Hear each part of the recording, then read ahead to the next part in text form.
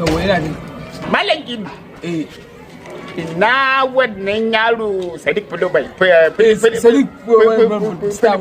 Playboy Playboy Sadik yau shi akwai wata kanwasa ka tama kenan za ka mata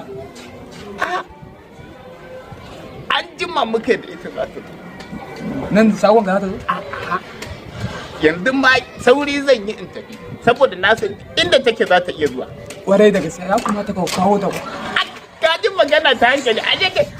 ashe kai masoyi ne so kwarai da gaske ai ina goyon bayan ga 100%. Yanzu bari in tashi na san ta tana gab da za tana gab da zuwa yanzu tana zuwa ni kuma zan ya ka sige da gaske ya